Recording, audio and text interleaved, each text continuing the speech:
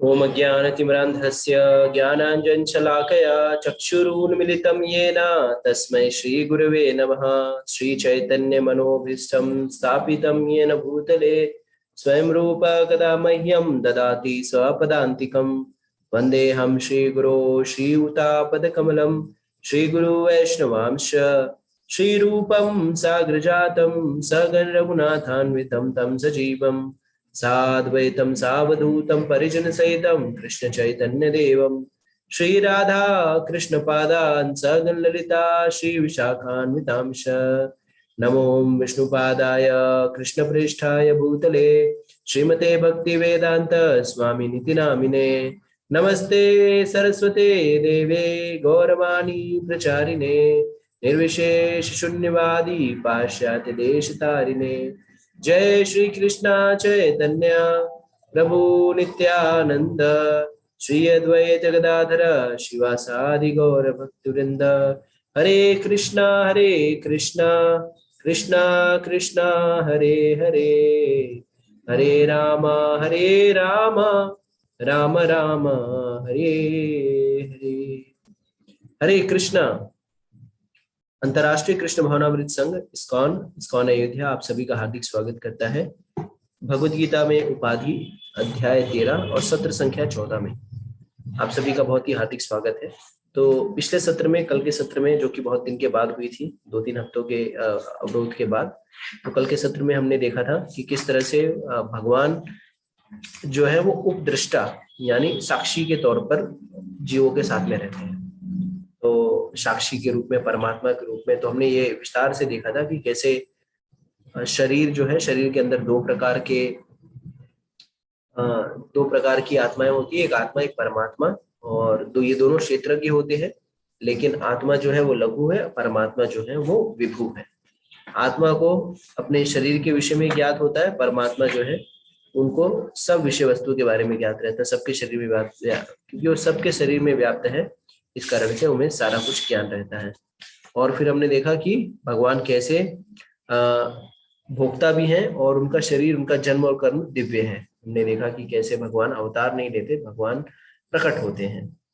भगवान ईश्वर है, परम स्वामी है, सबके स्वामी है और साक्षी है। और सबसे महत्वपूर्ण रोल जो भगवान परमात्मा के रूप में प्ले करते हैं वो है कि सैंक्शनिंग अथॉरिटी, मतलब सारी चीज को, जो हमारी इच्छाएं, जीव की जो सारी इच्छाएं होती हैं, भगवान परमात्मा स्वरूप में उसको अप्रूव कर, ओके ओके ओके करके उसे अप्रूव करते हैं।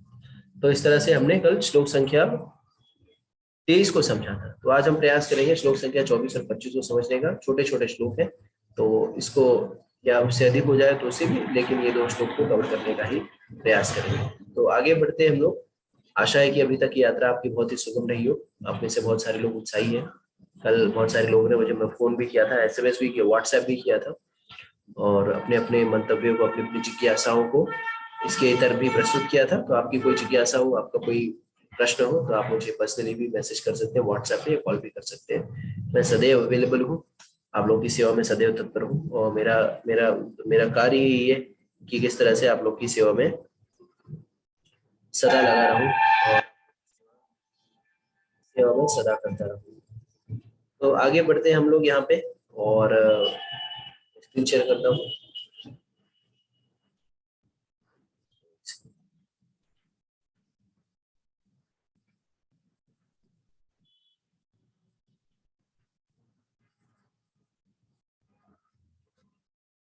तो आशा है कि आप लोगों को ये स्क्रीन दिखाई दे रही होगी।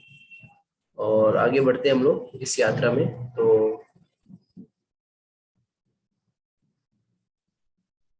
श्लोक संख्या 24 है, श्लोक संख्या 24। तो श्लोक संख्या 24 को पढ़ते हैं हम लोग। श्लोक संख्या 24 में क्या बता रहे हैं? श्लोक संख्या 24 में बता रहे हैं कि ये जो ज्ञान है, ये जो हम ज्ञान जो ग्रहण कर रहे हैं, जैसे कि पहले सेक्शन में हमने क्या देखा था कि पहले सेक्शन में हमने देखा था श्लोक संख्या 1 में हमने देखा कि अर्जुन ने किस प्रकार से 6 प्रश्न किए। क्या क्या 6 प्रश्न थे? प्रकृति क्या है, पुरुष क्या है, क्षेत्र क्या है, क्षेत्रज्ञ क्या है, ज्ञान क्या है और ज्ञेय क्या है। श्लोक संख्या 2 से 7 के मध्य में भगवान जो है क्षेत्र, क्षेत्रज्ञ और ज्ञान के विषय बताते हैं कि क्षेत्र क्या है, क्षेत्रज्ञ क्या है और ज्ञान क्या है। श्लोक संख्या 8 से 12 में ज्ञान के विषय बताते हैं, किस तरह से ज्ञान ग्रहण करना चाहिए। और 8 से 12 में 20 एलिमेंट्स ज्ञान ग्रहण करने के बारे में बताते हैं कि सरामानित्वम, ह्यूमिलिटी, पैडलेसनेस, नॉन वायलेंस, सिंप्लिसिटी, दर्पणम, शौचम, शांतिम, आर्जवम, ये सारी विधियां बताते हैं। फिर श्लोक संख्या 13 से 19 में ज्ञेयम के बारे में बताते हैं, ज्ञेयम क्या क्या है, ऑब्जेक्ट ऑफ नॉलेज क्या है। और श्लोक संख्या 20 से 26 के मध्य में जिसके हम है प्रकृति पुरुष और उनके कॉम्बिनेशन के बारे में बता रहे हैं। तो हम लोग श्लोक संख्या 24 में है, मोटा मोटा सारी चीजें भगवान ने बता ही दी हैं। और ये ज्ञान ग्रहण करने का लाभ क्या है उसके विषय में भगवान यहाँ पे बता रहे हैं। तो श्लोक संख्या 24 में भगवान कह रहे हैं, यम या एवं वेति पुरुषम प्रकृतिम च गुणे सह सर्वथा वर्तमानपि न स भूयाभिजायते। भावार्थ, जो व्यक्ति प्रकृति, जीव तथा प्रकृति के गुणों की अंतःक्रिया से संबंधित विचारधारा को समझ लेता है, उसे मुक्ति की प्राप्ति सुनिश्चित है। उसकी वर्तमान स्थिति चाहे जैसे भी हो, उसका पुनर्जन्म नहीं है। तो ये बहुत ही महत्वपूर्ण विषय वस्तु है। यहाँ पे भगवान हमें आश्वासन दे रहे हैं कि जो व्यक्ति प्रकृति, तो वैसे हमारे बंधन का कारण क्या है, हमारे बंधन का कारण है इस शरीर से अपने आप को संबंधित होना, इस शरीर से अपने इस शरीर को अपना मानना, ये सबसे बड़ा हमारा बंधन है।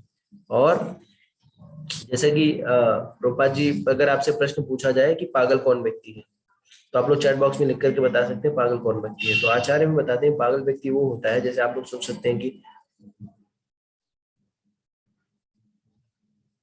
जो ऐसी ऐसी हरकतें करता हो वो पागल है, या जो जो किसी की बात नहीं सुनता वो पागल है, या जो माता पिता की बात नहीं सुनता वो पागल है। वास्तविकता में पागल वो व्यक्ति है जो अपनी पहचान भूल गया है, जो मूलभूत रूप से अपनी पहचान को भूल जाए वो पागल है। जैसे कि आप प्रभुपाद जी बताते हैं, अगर किसी पागल खाने में आप जाइए तो वहां पे आपको 2-4 मोदी मिल जाएंगे, 5-10 जो है जवाहरलाल नेहरू मिल जाएंगे। क्यों? क्योंकि वो खुद को ही जवाहरलाल नेहरू और मोदी समझ रहे हैं, जबकि वो है नहीं। तो उसी तरह से एक व्यक्ति जो अपने पहचान को भूल जाए वो पागल व्यक्ति की श्रेणी में आता है। तो हम, अगर हमें आपसे पूछा जाए कि हम कौन है, तो हम अपना नाम बताते हैं, राज्य बताते हैं, देश बताते हैं और जाति बताते हैं, वर्ण बताते हैं। लेकिन अगर हम सूक्ष्म रूप से इसका अवलोकन करें, शास्त्रों से दृष्टि से इसका अवलोकन करते हैं, तो हम पाते हैं कि ये सारी कुछ भी उपाधियां हम नहीं है। हम ना तो भारतीय है, ना तो हम इंडियन है, ना तो हम उत्तर भारतीय, ना हिंदी है, ना हम पुरुष है, ना स्त्री है, ना काले हैं, ना गोरे हैं। हम ये सब कुछ भी उपाधियां नहीं है। हम इस सब चीज उपाधियों से परे हैं। जैसे किसी व्यक्ति की, मान लीजिए मेरी मृत्यु हो जाती है, मैं मर जाता हूँ, तो आप लोग क्या बोलते हैं? अगर मान लीजिए आप मेरी मृत्यु होने पे आप पहुंचते हैं, तो आप क्या बोलेंगे? अरे देवशेखर प्रभु चले गए। लेकिन वास्तविकता में देवशेखर प्रभु नहीं चले गए, शरीर तो वहां ही था जिसको अपने पहचान रहे थे, जिससे देवशेखर प्रभु को आप पहचानते थे, वो शरीर तो वहीं पे है। क्या चला गया? आत्मा।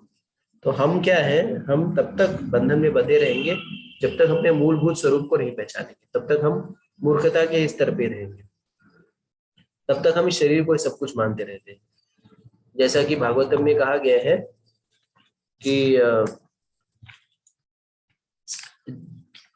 अगर अगर कोई व्यक्ति इस हाड़ मास के शरीर को ही अपना सब कुछ समझे, ठीक है, और इस धरती को अपना माने जिसपे उसने जन्म लिया, इत्यादि इत्यादि, तो ऐसा व्यक्ति जो है वो स एव गोखरा, तो ऐसे व्यक्ति को गधे की उपमा दी गई है। क्यों? क्योंकि उसको उसको अपने असल स्वरूप के बारे में नहीं पता। जैसे श्रीमद् भागवतम में 10वें स्कंद के 84वें अध्याय के 13वें श्लोक में कुरुक्षेत्र के ऋषियों को परम पुरुषोत्तम भगवान श्री कृष्ण बताते हुए कहते हैं, यस्य आत्मबुद्धि पुणपे त्रिधातुके स्वधि कलत्र आदिषु भौम इज्यदि यतीर्थ बुद्धि सलिले न करहिचि जनेषु अभिज्ञेषु स एव गोखरा। भगवान कहते हैं, जो व्यक्ति कफ, पित्त तथा वायु से बने निष्क्रिय काया को स्वयं मान बैठता है, जो अपनी पत्नी तथा अपने परिवार को स्थायी रूप से अपना मानता है, जो मिट्टी की प्रतिमा या अपने जन्मभूमि को पूज्य मानता है, या जो तीर्थस्थल को केवल जल मानता है किंतु आध्यात्मिक ज्ञानियों को अपना ही रूप नहीं मानता, उससे संबंध का अनुभव नहीं करता, उनकी पूजा नहीं करता, तो उनके दर्शन नहीं करता, ऐसा व्यक्ति गाय या गधे के तुल्य है। तो यहाँ पे भगवान कड़ी भर्त्सना करते हैं ऐसे लोगों की जो अपने आप को शरीर मानते हैं। और शरीर मानने का मुख्य रूप से मूलभूत कारण क्या है? अज्ञान। अज्ञान किसके विषय में? अज्ञान, आध्यात्मिक विषयों के अज्ञान के कारण हम शरीर को स्वयं मान बैठते हैं। जैसा कि हम शुरुआत, जैसे कि मैं कई बार बता चुका हूँ कि भौतिक जगत में बहुत सारे इंस्टीट्यूट्स हैं जो आपको भौतिक विज्ञान के बारे में बताते हैं, लेकिन आध्यात्मिक विज्ञान के बारे में बिरले ही कोई ऐसा जगह है जहाँ पे आध्यात्मिक विज्ञान के बारे में बताया जाता है। तो व्यक्ति जब तक कि आध्यात्मिक विज्ञान नहीं ग्रहण कर लेता तब तक भौतिक विज्ञान जो है उसे कहीं का भी नहीं छोड़ेगा। ठीक है, तो जब तक, और ये आध्यात्मिक विज्ञान आएगा कैसे? ये आध्यात्मिक विज्ञान आएगा जब हम साधुओं के संग में रहेंगे, जब हम भक्तों के संग में रहेंगे, शास्त्रों का अध्ययन करेंगे। भगवद गीता में भगवान कहते हैं 4 प्रकार के मनुष्य उनके पास आते हैं। चतुर्विधा भजन्ते माम जना सुकृतो अर्जुन, आर्थो जिज्ञासु अर्थार्थी ज्ञानी च भरतर्षभ। तो आर्थो मतलब जो पीड़ित है, जिसको कोई प्रकार का कष्ट है, कोई तकलीफ है, सताया हुआ है, बीवी ने सताया, बच्चे ने सताया, माता पिता ने सताया, भाई बंधु ने सताया, देश ने सताया, राज्य ने सताया, किसी तरह से रोग ने सताया हुआ, किसी तरह से पीड़ित है, आर्थो। इसके बाद अर्थार्थी, इसको धन की आवश्यकता है, जो बिजनेस कर रहा है, मैं ये धन दे दो, ये धन दे दो, और पगार हो जाए, और धन आ जाए, और संपत्ति आ जाए। अर्थार्थी, जिज्ञासु और ज्ञानी, ये 4 प्रकार के लोग भगवान के पास आते हैं। लेकिन ये आते हैं कुछ स्वार्थ लेकर के। जैसे कि इनका मूलभूत उद्देश्य क्या रहता है? बिजनेस। अगर हनुमान जी मेरे को, अगर आपने पास करा दिया या मेरे को संकट से निकाल दिया, तो मैं क्या करूंगा? मैं आपको 10 किलो लड्डू चढ़ाऊंगा, या गणेश जी को मोदक चढ़ाऊंगा, इत्यादि इत्यादि। तो इनका मूलभूत मूलभूत मूलभूत क्या रहता है? इनका मूलभूत कोई बिजनेस रहता है। ये शुद्ध भक्त नहीं है, ये इनका शास्त्रों से कोई लेना देना नहीं, सिर्फ किसी कोमल श्रद्धा के आधार पर ये आते हैं। लेकिन प्रभुपाद जी बताते हैं कि अगर कालांतर में ये शुद्ध भक्तों के संग में रहते हैं तो ये जो सकाम भक्त हैं वो निष्काम भक्त बन जाते हैं। और निष्काम भक्ति की शुरुआत कब होती है? जब हम अपने स्वरूप को समझे कि मैं कौन हूं। अर्जुन, अगर आप देखेंगे अध्याय 1 तक, तो तरह तरह से बातें कर रहा था, तरह तरह से बातें बना रहा था कि वो युद्ध क्यों नहीं करना चाहते, सास ससुर, भाई बंधु, मौसा ताशा ताऊ, गुरुजन इत्यादि को अपने समक्ष पा रहा था और उनसे वो मोहग्रस्त हो रहा था। लेकिन भगवान ने शुरुआत में ही किसका विज्ञान दिया? अर्जुन को आत्मा का विज्ञान दिया। और ये आत्मा का विज्ञान जो समझ जाए, वास्तविकता में वही शांति के मार्ग पर आगे बढ़ सकता है या भक्ति के मार्ग पर आगे बढ़ सकता है। जब तक कि कोई व्यक्ति जो है आत्मा के विज्ञान को नहीं समझेगा, तब तक इस भौतिक जगत के द्वंद्वों में ही फंसा रहेगा। जैसा कि श्रीमद् भागवत में वर्णन आता है चित्रकेतु महाराज का। तो चित्रकेतु महाराज जो थे वो बहुत ही, उनका राज्य बहुत ही बड़ा था, बहुत ही उन्नत राजा थे, राज ऋषियों में से एक है। लेकिन उनकी कोई संपत्ति, उनके कोई संतान नहीं थी। एक बार क्या होता है, अंगिरा मुनि उनके यहाँ पे आते हैं और उनसे पूछते हैं कि आपके दुख का कारण क्या है। तो अंगिरा मुनि को बताते हुए कहते हैं कि मेरे दुख का कारण है कि मेरे कोई पुत्र नहीं है, और उनकी लाखों की संख्या में रानियां रहती। और फिर जैसा कि हम जानते हैं, आप सभी लोग, ये कथा मैं पहले ही बता चुका हूँ कि किस तरह से अंगिरा मुनि की कृपा से उनकी एक रानी जो है पुत्र को जन्म देती है, जिसका नाम होता है हर्षशोक। और फिर कालांतर में राजा क्या करता है, उस रानी, विशेष रानी का देखभाल करता है, अच्छे से उसका ख्याल करता है, और फिर उससे ज्यादा प्रेम करने लगता है। बाकी रानियां इस चीज से ईर्ष्यालु हो जाती है। भौतिक जगत में जो सबसे बुरी चीज है या प्राय आ ही जाती है, वो ईर्ष्या। और ईर्ष्या ऐसा नहीं है कि हमें सिर्फ दूसरों से आती है, ईर्ष्या हमें अपनों से भी आती है। और ये ईर्ष्या जो है वो बहुत ही बुरी चीज होती है। एक्चुअली कई बार हम लोग प्रश्न करते हैं ना कि प्रभु मुझे ईर्ष्या आ जाती। तो ईर्ष्या से कैसे बचे? तो ईर्ष्या से बचने का जो सबसे सरल तरीका है ना, वो है दूसरे को गुणगान करना। अगर आपको किसी से ईर्ष्या हो रही है ना, तो उसके 4 गुणों का गुणगान करिए, उसके बारे में ना 4 अच्छी बातें करिए, उसके 4 क्वालिटीज, गुड क्वालिटीज को बताइए, आपकी ईर्ष्या चली जाएगी।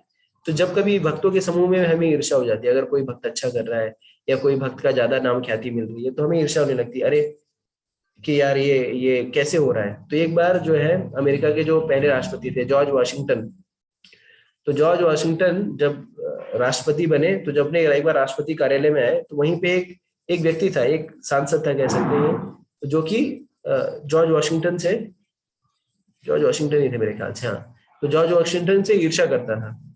क्यों? क्योंकि मतलब उनके, देखिए हम कहते नहीं, हमारे समकक्ष का कोई व्यक्ति आगे निकल जाता है तो स्वाभाविक रूप से हमें ईर्ष्या हो जाती है। तो ईर्ष्या करता था। जॉर्ज वाशिंगटन से के पास गया और उनको, मतलब वो राष्ट्रपति भवन में जा रहे थे, और जब वो जा रहे थे तो उनको उसने कहा, अरे जॉर्ज सुनो सुनो सुनो मेरी बात। तो बोले क्या? तो बोले तुम्हें पता है जॉर्ज वॉशिंगटन के पिताजी मेरे ख्याल से मोची थे। तो जॉर्ज वॉशिंगटन को ने कहा, सुनते हो जॉर्ज? तो बोले क्या, बताओ। तो बोले कि ना तुम्हारे पिताजी तो है ना, ये जो जूता मैंने पहना है ना, तुम्हारे पिताजी ने बना के दिया है। मतलब वो बताना चाहता था, उनको नीचे गिराना चाहता था ईर्ष्यावश, कि अरे तू मतलब ये मत समझ क्योंकि राष्ट्रपति बन गया है तो मैं तुझे सम्मान दूंगा। तू वही व्यक्ति है, तेरे पिताजी मोची थे और वो जूता बनाते थे, और ये जूता जो मैंने पहन रखा है तेरे पिताजी ने बनाया। तो जॉर्ज वॉशिंगटन मुस्कुराते हुए गए, हाँ हाँ बहुत अच्छी बात है। बोले कि मैंने भी अपने पिताजी से जूता बनाना सीखा, और मेरे पिताजी जो है जूता बनाने में बहुत ही पटु थे, और वो इतने अच्छे कारीगर थे कि उनके लोग उनके कार्य की बहुत ही बखान करते थे, और आज भी मतलब आज भी लोग जो है उनके बनाए हुए जूते को पहनते हैं। और रही बात, अगर ये जूता, अगर आपके जूते में कोई प्रॉब्लम है तो मैं भी उसको ठीक कर सकता हूँ, मैं भी उसको बना सकता हूँ। और लेकिन जहां तक मुझे पूर्ण रूप से विश्वास है, क्योंकि ये जूता मेरे पिताजी ने बनाया है, तो इस जूते में कोई खराबी नहीं होगी। तो कहने का मतलब है कि अगर कोई ईर्षा ईर्षा में, देखिए ईर्षा में हम व्यक्ति को नीचे गिराने के लिए हम लोग बोलते हैं, अरे जानता हूँ कितनी औकात है, हमारे घर में फलाना व्यक्ति ये करता था, हमारे घर का चौकीदार था, आज बहुत हीरो बन रहा है। तो ऐसी बातें क्यों करते हैं व्यक्ति? ईर्षा में। लेकिन अगर जब तक हम नहीं चाहेंगे कोई व्यक्ति हमें गिरा दे, तब तक हम गिर नहीं सकते किसी के कहने से। तो हमारे ऊपर निर्भर करता है कि हम किसी के कमेंट को किस तरह से लेते हैं। तो जॉर्ज वॉशिंगटन के परिप्रेक्ष्य में हम समझते हैं कि हमें खुद से कभी अपने नीचे नहीं गिरना चाहिए। जॉर्ज वॉशिंगटन ने उसको एक्सेप्ट किया और उस चीज को बहुत ही मेच्योर्ड वे में उसको बताया कि हाँ ये बहुत ही अच्छा कार्य था, मेरे पिताजी भी किया करते थे। तो इसी तरह से ईर्ष्या जो है भौतिक जगत में बहुत ही बहुत ही कॉमन है, और ये ईर्ष्या भौतिक जगत में ही होता है, देवी देवताओं के मध्य में भी ईर्ष्या हो जाती है। जैसे कि हम देखते हैं कि राजा पृथु, महाराज पृथु जो है वो ध्रुव महाराज के खानदान में आते हैं, और वो भगवान के सत्यावीश अवतार भी हैं। और महाराज पृथु क्या करते हैं, जैसे कि पहले राजा लोग क्या करते थे, राजा लोग जो है अश्वमेध यज्ञ किया करते थे, और अश्वमेध यज्ञ करके वो पूरे विश्व पे आधिपत्य जमाया करते थे। चक्रवर्ती सम्राट जिसे कहा जाता है, जिसका पहले ऐसे नहीं होता था कि बहुत सारे राज्य हुआ, जैसे वर्तमान समय में ये जो धरती है, धरती पे 200 से अधिक देश हैं, 200 से अधिक जो है वो झंडे हैं, उसके 200 से अधिक राष्ट्रपति, इस तरह से हो रहे हैं। लेकिन पहले के समय में ऐसे 200 देश नहीं हुआ करते, एक ही राजा हुआ करता था, एक ही चक्रवर्ती सम्राट हुआ करता था, और उसी के झंडे के नीचे जो है सारे छोटे मोटे राजा जो है वो कार्य किया करते थे। उनको जागीर दी जाती थी और वो टैक्स कलेक्ट किया करने की उनको सुविधा दी गई थी। तो उसी तरह से पृथु महाराज जो थे, पृथु महाराज ने अश्वमेध यज्ञ किया, और अश्वमेध यज्ञ करने के लिए अश्वमेध यज्ञ किया करते थे, और अश्वमेध यज्ञ करते करते उन्होंने 99 अश्वमेध यज्ञ किया। तो जैसे कि हम जानते भी हैं कि हर युग में भगवत प्राप्ति का अलग अलग मार्ग है। जैसा कि भागवत में कहा गया है, कृते अध्याय तो विष्णु त्रेता यज्ञ तो मखय द्वापरे परिचार्यम कलो तधरि कीर्तना। तो त्रेता युग में त्रेता यज्ञ तो मख है, तो यज्ञ क्या प्रावधान था, और पृथु महाराज यज्ञ पे यज्ञ किए जा रहे थे। यज्ञ करते करते करते करते उन्होंने 99 यज्ञ कर लिया, 99 अश्वमेध यज्ञ। और यज्ञ अश्वमेध यज्ञ करने में आपको जान करके बहुत ही आश्चर्य नहीं होना चाहिए कि अश्वमेध यज्ञ करना कोई मामूली बात नहीं। कोई भी टॉम डिक और हैरी जो है वो अश्वमेध यज्ञ नहीं कर सकता, ठीक है। इसमें बहुत धन का अपव्यय होता था, बहुत धन खर्चा होता था, बहुत धन चाहिए, क्योंकि ब्राह्मण लोग आते थे, बहुत सारी सामग्री चाहिए होती थी, बहुत सारे लोग आए क्योंकि आवक की जानकारी। जैसे कि अर्जुन का नाम एक नाम है धनंजय, तो धनंजय का अर्थ क्या होता है? अर्जुन का नाम धनंजय क्यों पड़ा? धनंजय इसके लिए पड़ा क्योंकि अर्जुन ने महाराज युधिष्ठिर को अश्वमेध यज्ञ करने के लिए सारे धन की व्यवस्था करी थी। तो जब जब जब महाराज युधिष्ठिर जब राज्य को जीत करके, जब उन्होंने क्या कहते हैं अपना सारा जो अपने राज्य को जब सब सब चीज में जब चक्रवर्ती सम्राट बन गए, राजा बन गए, कौरवों को मार दिया, सब कुछ हो गया, तब वो राजा बने तो यज्ञ करना था, अश्वमेध यज्ञ करना था, तो उसके लिए धन की आवश्यकता थी। तो अब इतना धन आए कहाँ से? इतना अपव्यय होता है। तो उन्होंने क्या किया कि अब भगवान के पास गए, बोले कि केशव आप बोल रहे हो अश्वमेध यज्ञ करने के लिए, लेकिन उसके पास उसके लिए धन का है हमारे पास। तो फिर भगवान क्या करते हैं, अर्जुन को बोलते हैं कि उत्तर दिशा में चले जाओ और वहां पे आपको क्या मिलेगा? सोने का पहाड़ मिलेगा, और जितना चाहे धन वहां से लेकर के आ जाना। तो ये सोने का पहाड़ क्या था? भागवत में वर्णन आता है, ये सोने का पहाड़ वास्तविकता में सोने के प्लेट्स इत्यादि थे। सोने के प्लेट जो पहले के लोग क्या किया करते थे, वो सोने के प्लेट्स में खाया करते थे। और आपको विश्वास नहीं होगा कि सोने के प्लेट से एक बार अगर सोने के प्लेट में खा भी लिया तो उसको उठा के फेंक देते थे, क्योंकि एक बर्तन जो एक ही बार इस्तेमाल किया करते थे।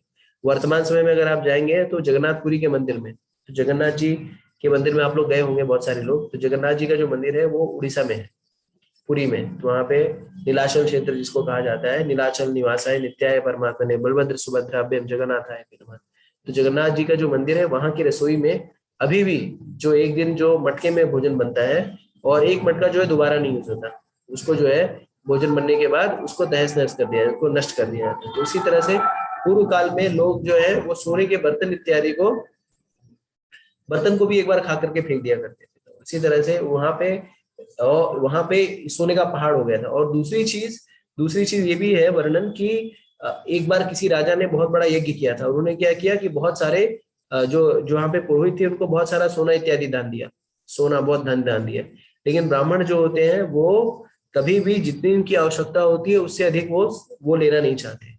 जैसा कि हम वामन वामन जब भगवान वामन के रूप में बलि महाराज के पास आए थे, तो बलि महाराज ने उनसे पूछा वामन देव से कि आपकी क्या आवश्यकता है, आप क्या चाहते हैं मेरे से? आप चाहो तो मैं आपको राज्य दे देता हूँ, आप चाहो तो मैं एक लोक दे देता हूँ, आप चाहो तो मैं बहुत सारा कुछ भी दे सकता हूँ आपको, धन धान वैभव ऐश्वर्य दे सकता हूँ। लेकिन वामन देव ने क्या कहा, नहीं मुझे सिर्फ 3 पग भूमि चाहिए। तो बलि महाराज ने कहा, आप छोटे बच्चे हो, आपको मालूम नहीं कि आपके लिए श्रेयस्कर क्या है, ये 3 पग भूमि लेके करोगे क्या? तो बोले नहीं, मैं आत्मसंतुष्ट हूँ। अगर कोई व्यक्ति संतुष्ट है तो उसके लिए 3 पग भूमि क्या, उसके लिए 300 गज या तीन तीन लोग क्या, तो मैं संतुष्ट हूँ। तो इसी तरह से पहले के जो साधु महात्मा होते थे बहुत आत्मसंतुष्ट होते थे, वो कभी भी संचय करने के फेर में नहीं रहते। तो इस तरह से उनको बहुत सारा धन मिला और ये सारे लोग ने जो उनकी आवश्यकता थी उसको धन दिया और त्याग करके चले गए। तो इस तरह से अर्जुन ने उस धन की व्यवस्था की थी। तो यहाँ पे पृथु महाराज जो है, पृथु महाराज ने भी यज्ञ करने की शुरुआत की, यज्ञ करने की शुरुआत की। और हम ईर्षा की बात करें तो पृथु महाराज ने भी यज्ञ करने की शुरुआत की। तो 99 यज्ञ उन्होंने कर लिए, 99 यज्ञ कर लिए। तो जो 100वां यज्ञ करना था, तो 100 यज्ञ जो है सिर्फ एक ही व्यक्ति ने किए, 100 अश्वमेध यज्ञ सिर्फ एक ही व्यक्ति ने किए। कौन है? देवराज इंद्र। तो इंद्र ने 100 यज्ञ किए। खाली एक सेंचुरी अगर किसी ने से क्रिकेट में सेंचुरी का शतकों का शतक किसने बनाया है, अगर आप लोग को पता है चैट बॉक्स में लिख सकते हैं। तो शतकों का शतक जो है वो सचिन तेंदुलकर ने बनाया है। इसी के लिए देखिए, अगर कोई देश का जो है, कोई दूसरे देश का व्यक्ति अगर 70 80 90 शतक बनाने लगता है तो भारतवासी जो है वो प्रार्थना करने लगते हैं, अरे यार इसको बीमार करवा दो, चोटी करवा दो, रिटायर करवा दो, नहीं तो रिकॉर्ड तोड़ देगा। जैसे एक वो था एलिस्टर कुक, इंग्लैंड का बैट्समैन। तो वो बहुत ही अच्छा बैट्समैन था और उसने वो 80 80 शतक तो बना ही लिए थे। और उसकी उम्र भी ज्यादा नहीं थी, 30 32 साल का ही था, 33 साल का था। और उसने रिटायरमेंट ले लिया। तो जब वो रिटायरमेंट लिया तो बहुत सारे भारतवासी खुश हो गए, अरे अच्छा हुआ ये रिटायर हो गया, नहीं तो ये 100 शतक मार देता और सचिन का रिकॉर्ड टूट जाता। तो ये ईर्ष्या जो है ये भौतिक जगत में नहीं है, ये इंद्र से चली आ रही है। ऐसे जो आध्यात्मिक जगत से ईर्ष्या जो है चली आ रही है, लोग जो है देवी देवता तक जो ईर्ष्या करते। तो इसी तरह से इंद्र को भी ईर्ष्या हो गई, यार ये सेंचुरी मार देगा, 100 शतक मार देगा, 100 अश्वमेध कर दिया तो मेरा रिकॉर्ड टूट जाएगा। तो उसने क्या किया, उसने अश्वमेध यज्ञ का घोड़ा चुराना चालू किया। तो एक बार क्या किया, उसने छद्म रूप धर के आया और अश्वमेध का ये घोड़ा लेके भागने लगा। तो ऋषियों ने देख लिया, फिर उसके पृथु महाराज का लड़का गया और उसने उस घोड़े को छुड़ा करके ले गया। फिर से यज्ञ चालू हुआ, फिर इसने घोड़ा चुरा लिया। इस बार जो है साधु महात्मा का वेश धर के आया और घोड़े को चुरा लिया। इस तरह से उसने कई बार इस तरह से प्रयास किए और हर बार जो है पृथु महाराज का लड़का ज्यादा और छुड़ा के लेके आता। फिर जो पुरोहित थे इतने क्रोधित हो गए कि उन्होंने ऐसी व्यवस्था की, उन्होंने बोला कि अब ऐसा हम लोग मंत्रोच्चारण करेंगे कि ये इस इंद्र की जो है अकल ठिकाने आ जाएगी, अब इसको ही मार देंगे, ये बहुत नाटक कर रहा है। और फिर ब्रह्मा जी को आना पड़ा, फिर भगवान को आना पड़ा स्वयं, और फिर पृथु महाराज को समझाना पड़ा कि आपके जीवन का उद्देश्य जो है 100 सेंचुरी मारने की आवश्यकता नहीं है, ये 100 अश्वमेध यज्ञ करने की आवश्यकता नहीं है। आपको जो फल 100 में मिलता है वही फल जो है आपको 99 में मिले। तो आप थोड़ा सा शांतचित्त रहिए और इससे भौतिक चीजों के पीछे ना भागिए। तो इस तरह से ईर्ष्या कार्य करती है कि अगर कोई व्यक्ति आगे बढ़ रहा है, अगर किसी व्यक्ति को सफलता मिल रही है तो लोग उसको कोसने लगते हैं या उसको जो है किसी तरह से गिराने के लग जाते हैं। जैसे भारत में भी ये बहुत कॉमन है। तो एक बार क्या हुआ, एक बार एक प्रदर्शनी लगी, जानवरों की प्रदर्शनी लगी, ठीक है। तो उसमें डिसाइड था कि जिसकी प्रदर्शनी जानवरों की सबसे अच्छी रहेगी उसको पुरस्कार मिलेगा। तो सब लोगों ने बोला ठीक है कोई बात नहीं। तो सब देश के लोग जो है अपना अपना जो है वो लेकर के आए, क्या नाम है, अपने अपने जानवर लेके आए। ऑस्ट्रेलिया वाले जो है बहुत अच्छा सा कंगारू लेके आए। तो जो वहाँ पे ज्यूरी थी, जो लोग थे पुरस्कार देने, वो देखे, बोले बहुत सुंदर कंगारू है। वो कंगारू जो अपने बच्चे के साथ खेल रहा था, इधर उधर भाग नहीं रहा था। फिर अफ्रीका के लोग आए, वो जेबरा, कोई देश जेबरा, केनिया वाले जेबरा लेके आए, कोई देश हाथी लेके आया, कोई देश कुछ लेके आ रहा है, कोई ऑस्ट्रिच लेके आया। पाकिस्तान वाले जो है कुछ लेके आए, क्या नाम है, घोड़ा लेके आए।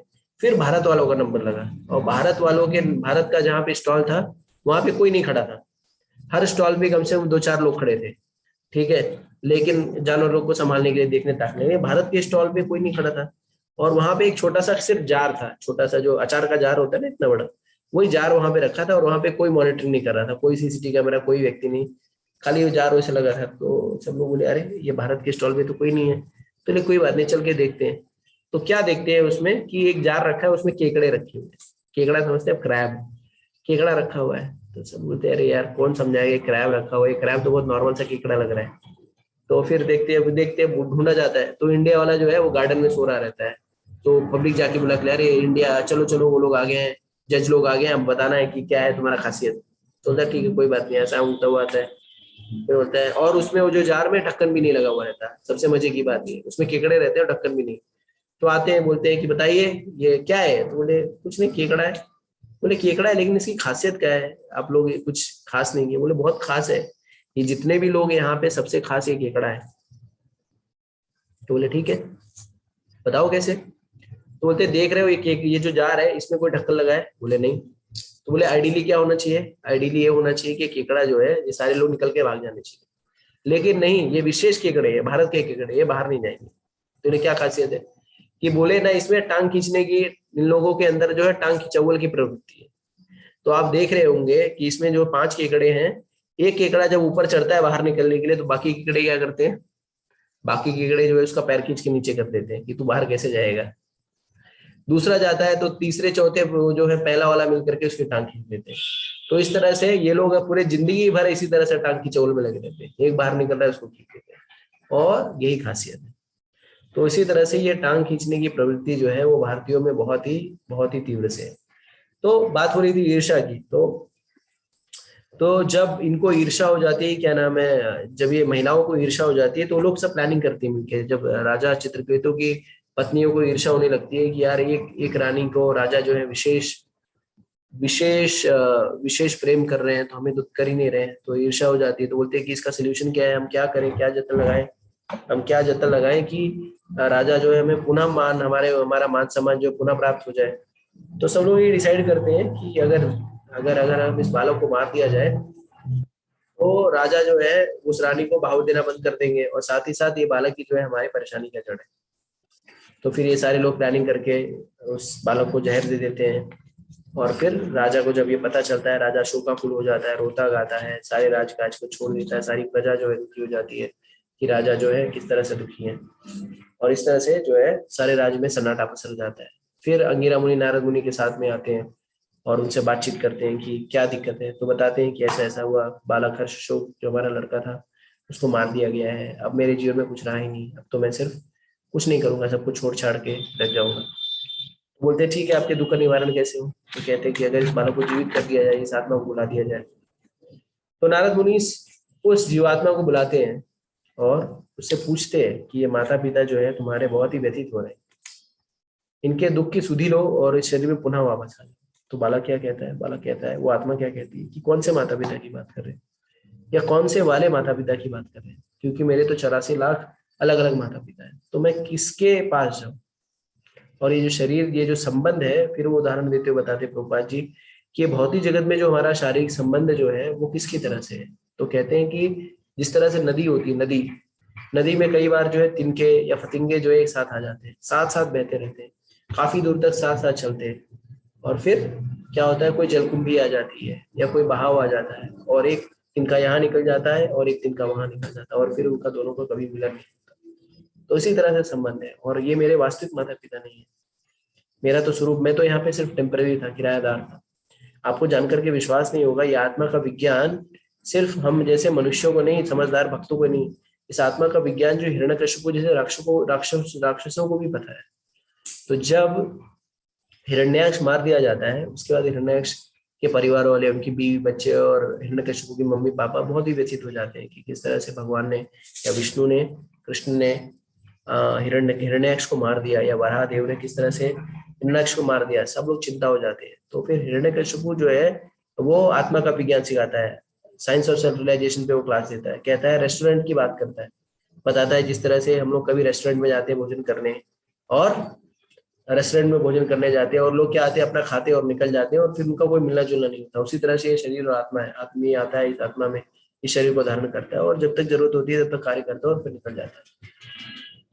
तो हमें समझना चाहिए कि जब तक कोई व्यक्ति इस आत्मा के विज्ञान को नहीं समझेगा तब तक वो मुक्त नहीं हो पाएगा, तब तक वो भौतिक धरातल पे रहेगा, और जब तक भौतिक धरातल पे रहेगा तब तक जन्म मृत्यु जरा व्याधि का बोध तो उसको होता ही रहेगा।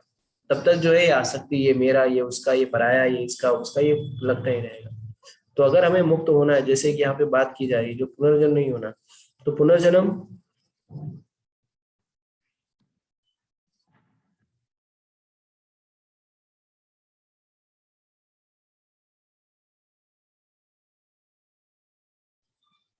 तो पुनर्जन्म तो पुनर्जन्म जो नहीं होना, वो बात जो है वो तभी नहीं होगी जब हम, हमारी जो अभिलाषा है, भौतिक इच्छाएं, जो भौतिक कामनाएं नहीं रहेंगी। ठीक है, जब तक हमारी भौतिक कामनाएं, भौतिक इच्छा रहेंगी तब तक हमें इस 84 लाख योनियों के चक्कर में भटकना ही पड़ेगा। तो हमें क्या करना है, भौतिक आसक्तियों को कम करना है। भौतिक आसक्तियों को, जब तक हम भौतिक आसक्तियों, भौतिक इच्छाओं को शून्य करना है। जैसे जब तक कि हमारी भौतिक इच्छाएं शून्य नहीं होंगी, भौतिक प्रकृति क्या करेगी, हमें हमारी इच्छाओं के अनुरूप शरीर प्रदान करते रहेंगे। जैसा कि शास्त्र में कहा, भगवद गीता में कहा गया है कि ये यथा अंतकाले च मामेव स्मरण मुक्त कलेवरम या प्रयाति समद्भाव नाति अस्य संशय यमे वापि स्मरण भावम तज्जता अंत कलेवरम तम तमेवाति कौन्तेय सदा तद्भाव होता।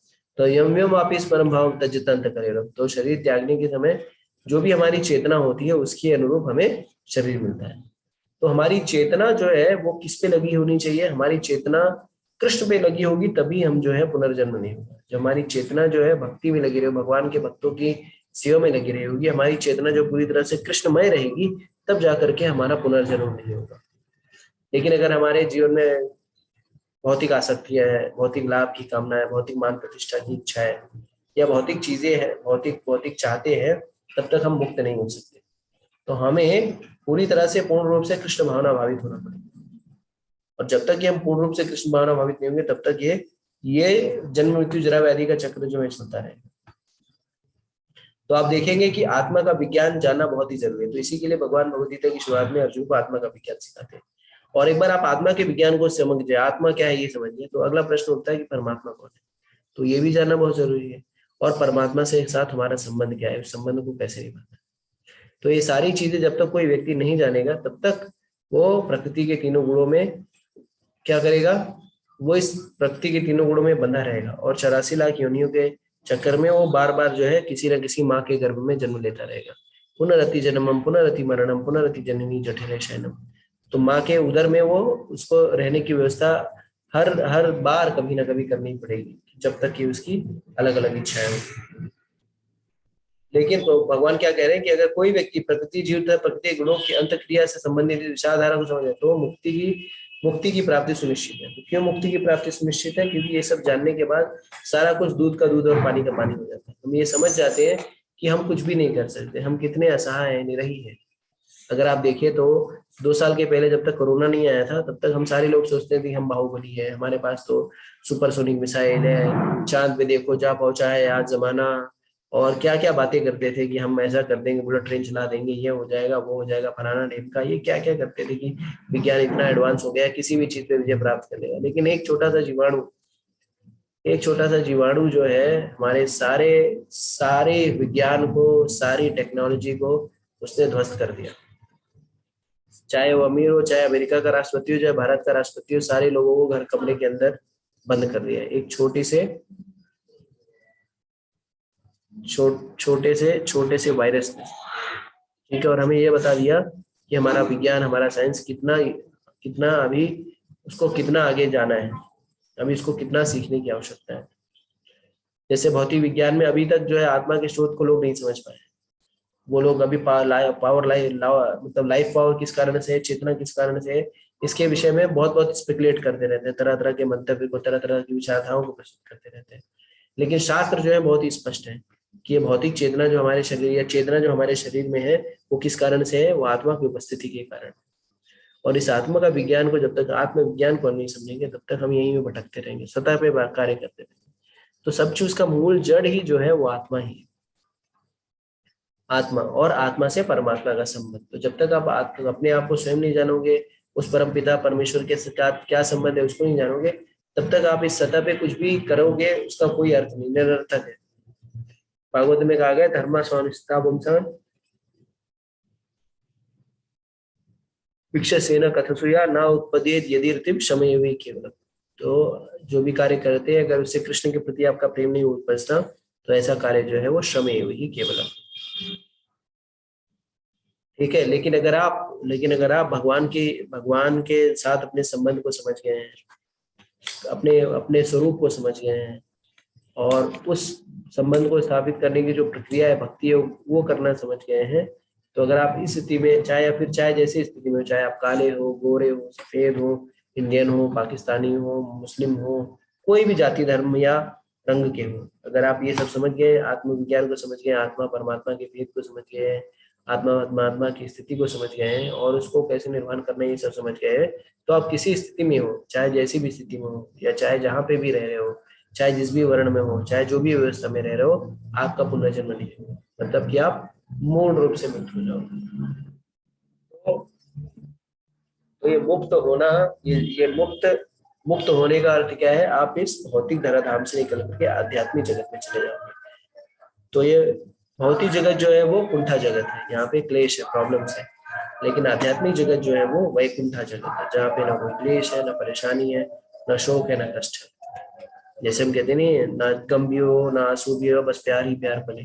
तो बस प्यार ही प्यार पलने के लिए एक ही धाम है, वो है भगवान का नित्य शाश्वत धाम, वो लोग वृंदावन।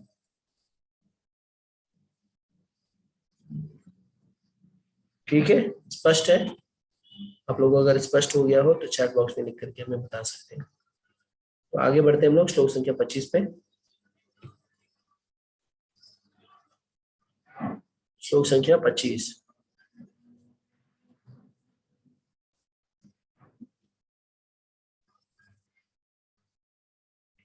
श्लोक संख्या 25 में भगवान कह रहे हैं,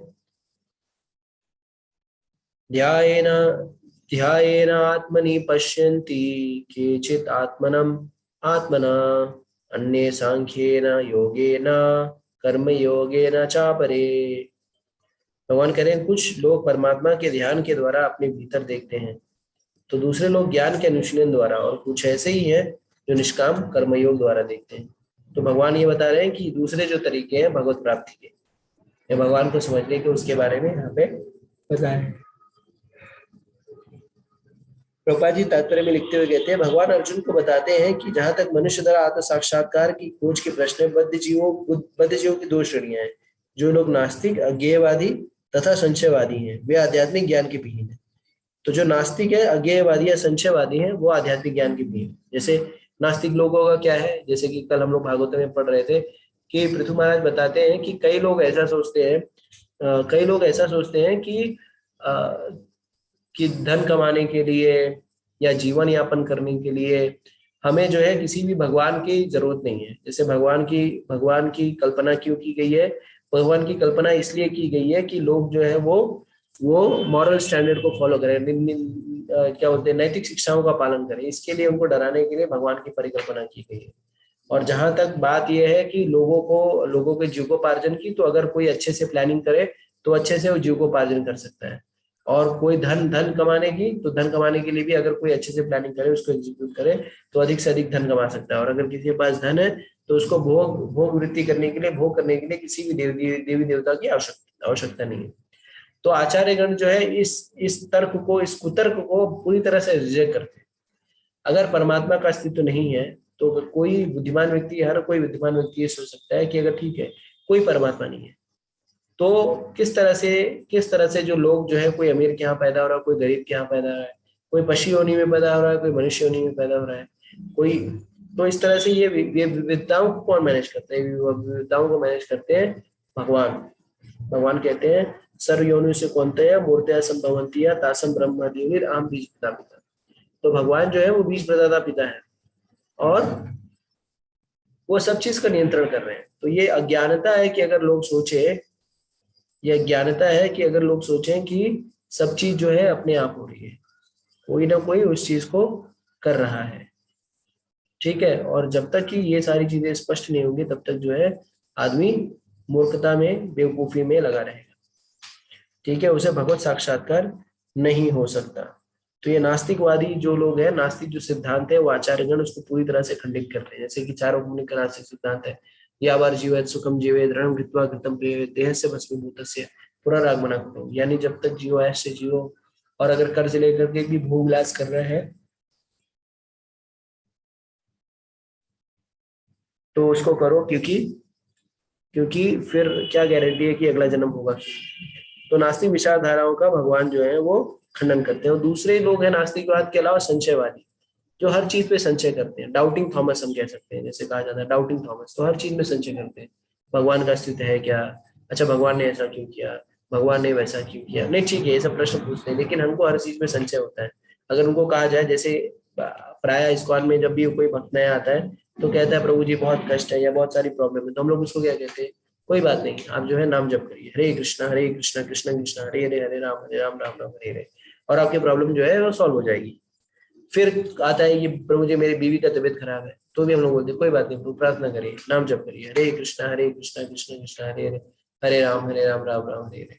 तो इस तरह से हम लोग ऑप्शन देते हैं, लेकिन ऑप्शन का अंतोगत गोल क्या रहता है? भगवान की भक्ति, भगवान का नाम जप। तो लोगों को इस पर ट्रस्ट नहीं होता, उनको लगता है यार सब परेशानी का एक ही नाम बड़ा इलाज किया। लेकिन अगर कोई, जैसे कि शास्त्रों में कहा गया है, गुरु मुख पद्म क्या चित्त करिए क्या न करिए मनाशा। तो गुरु मुख पद्म क्या, अगर आचार्यों की बातों को अगर कोई अपने चित्त में धारण कर लेता है तो उसकी सफलता जो है वो ध्रुव है।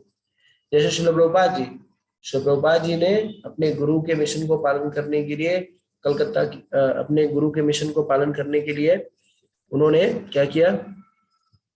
उन्होंने कलकत्ता से कार्गो शिप पकड़ी और 70 साल की उम्र में गए, और वो स्ट्रगल करते रहे प्रचार प्रसार करने के लिए। प्रचार प्रसार करने के लिए वो ताउम्र स्ट्रगल करते रहे। उन्होंने बैक टू गॉड भगवत दर्शन पत्रिका छापी दिल्ली में, उसका मुद्रण कराए, उसका प्रिंटिंग किए, उसके लेख लिखे, उसको छपवाया, उसको वितरित भी किया, लेकिन उन्हें उचित सफलता प्राप्त हुई। लेकिन चूंकि उनको अपने गुरु के वाणी पर विश्वास था, गुरु के निर्देश पर विश्वास था, इसी के लिए वो 70 साल की उम्र में पाश्चात्य गए, अमेरिका गए, और उसके बाद आप सब जानते हैं कि उन्होंने किस तरह से सारे हिप्पीज को हैप्पी कर दिया। तो हमें क्या करना चाहिए? हमें भगवान की वाणी पे कोई संशय नहीं रखना चाहिए। भगवान सबके आदि गुरु है। भगवद गीता में जो भी कहा गया है वो एक प्रकार से वो अकाट्य सत्य है, वो भगवान के द्वारा कहा गया है, और उसमें भगवान में और उनमें कोई नहीं है। भगवान की वाणी और भगवान में स्वयं में कोई अंतर नहीं। ठीक है। तो प्रभुपाद जी आगे लिख रहे हैं, किंतु अन्य लोग जो आध्यात्मिक जीवन संबंधी अपने ज्ञान के प्रति श्रद्धावान है, वे आत्मदर्शी भक्त दार्शनिक तथा निष्काम कर्मी कहलाते हैं। तो कुछ लोग हैं जो नास्तिक है, तो ऐसे लोग क्या है? ऐसे लोग नास्तिक हैं, संशयवादी हैं, अज्ञेयवादी हैं इत्यादि। लेकिन जो आत्मदर्शी भक्त हैं, जो भगवत भगवत प्राप्ति के लिए उन्नत भक्त हैं, या जो भगवत प्राप्ति के लिए प्रयासरत भक्त हैं, ऐसे भक्तों को आत्मदर्शी भक्त, दार्शनिक तथा निष्काम कर्मयोगी करके बताया है। प्रभुपाद जी, जो लोग सदैव अद्वैतवाद की स्थापना करना चाहते हैं उनकी भी गणना नास्तिकों एवं अज्ञेयवादियों में की जाती है। तो अद्वैतवाद जो भी पालन करते हैं ऐसे लोगों को भी प्रभुपाद जी बता रहे हैं कि वो नास्तिकों की श्रेणी में आते हैं।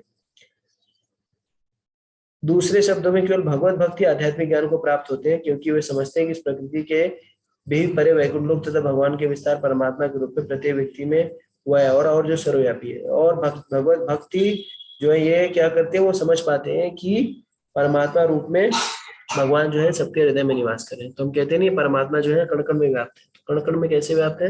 तो भगवान जो है अपने विस्तार शिरोदक्षाय विष्णु के रूप में, शिरोदक्षाय विष्णु के रूप में वो कण कण में व्याप्त है, सब जीवों के हृदय में निवास कर रहे हैं। और जैसा कि इसके पहले श्लोक में बताया था, उपद्रष्टा, वो सब चीज के विटनेस भी है, और सारी एक्टिविटीज क्या चल रही है उसको भी वो मॉनिटर करते हैं।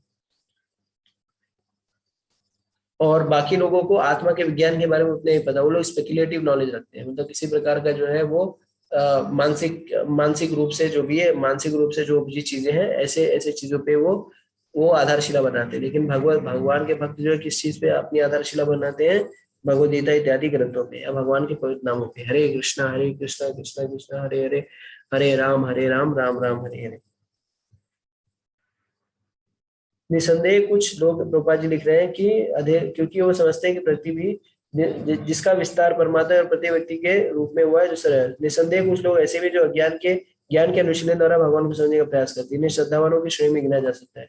सांख्य दर्शन इस भौतिक जगत का विश्लेषण 24 तत्वों के रूप में करते हैं, और आत्मा को 25वीं तत्व मानते हैं। जब वे आत्मा की प्रकृति को भौतिक तत्वों से परे समझने में समर्थ होते हैं तो ये समझ जाते हैं कि आत्मा के ऊपर भगवान है।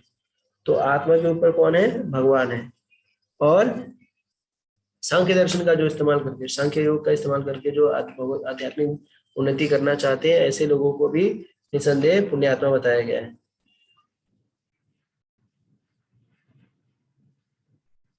आग्रिक्त प्रवचन, जब ये आत्मा की प्रकृति को भौतिक तत्वों से परे समझने का समर्थ होता है तो ये समझ जाते हैं कि आत्मा के ऊपर ही भगवान है और 26वां तत्व। इस प्रकार वे क्रमशः कृष्ण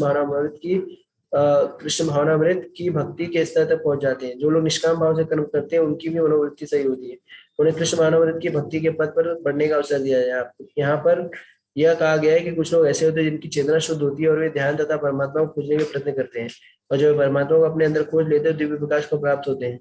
इस प्रकार नए लोग जो ज्ञान के अनुशीलन द्वारा परमात्मा को जानने का प्रयास करते हैं, कुछ ऐसे भी हैं जो हड्डियों द्वारा बालकों जैसे क्रियाकलाप द्वारा भगवान को प्रसन्न करने का प्रयास करते हैं। तो अंतोतत्वा गोल क्या है? अंतोतत्वा यही है कि हमें क्या करना चाहिए? हमें भक्ति योग के मार्ग का अनुशीलन करना चाहिए। और भक्ति योग के मार्ग पे हम जितने भी तीव्रता से बढ़ेंगे वो उतना हमें लाभदायक फलप्रद होगा। और ये भक्ति योग करने से क्या होगा? भक्ति योग करने से जो है, हमारा भक्ति करने से दो चीजें उत्पन्न होती है। तो भक्ति का दो है प्रोडक्ट है, ज्ञान और वैराग्य। तो भक्ति करेंगे तो ज्ञान उपजेगा। किसके विषय में? भगवान के विषय में, कृष्ण के विषय में, परमात्मा के विषय में, उनके शक्तियों के विषय में, उनके लोक के विषय में, उनकी क्वालिटीज के विषय में, उनके गुण के विषय में। और ये सारी चीजें जो है बहुत ही हमें क्या करेगी? हमें बहुत ही आकर्षित करेगी। जैसे अगले श्लोक में भगवान जो है सुनने के महात्म्य के बारे में बता रहे हैं, तो अगले श्लोक में हम बहुत ही विस्तार से सुनने के बारे में चर्चा करेंगे। तो इस तरह से भगवान की भक्ति जो है वो क्या करती है? मेरे चित्त को मार्जन करती है, हमारी कमियों को दूर करती है। और भक्ति करना जो है वो बहुत ही जरूरी भी है। आत्म साक्षात्कार के पद पर जो लोग सक्रिय है या जो अपने जो आध्यात्मिक उन्नति करना चाहते हैं, ऐसे लोगों के लिए बहुत इंपॉर्टेंट है कि वो भक्ति के नियम कानून का पालन करें। तो साधक को चाहिए कि वो जो आचार नियम है उसका पालन करें। जैसे किसी प्रकार का अवैध स्त्री पुरुष संग न करना, किसी प्रकार का जुआ, शराब इत्यादि न पीना, किसी प्रकार का अवैध स्त्री पुरुष संग न करना, और किसी प्रकार का जुआ नहीं खेलना। तो ये सारे काम करते हुए हमें क्या करना है? प्रतिदिन भगवान के पवित्र नामों का जप करना है। हरे कृष्णा कृष्णा कृष्णा हरे हरे, हरे राम राम राम हरे हरे। तो ये करने से क्या होगा? ये करने से हमारा ज्ञान जो है वो उन्नत होगा। और जब उन्नत हमारा ज्ञान होगा तो हम किसी के प्रति भेदभाव नहीं कर पाएंगे। वर्तमान समय में हम लोग क्या करते हैं?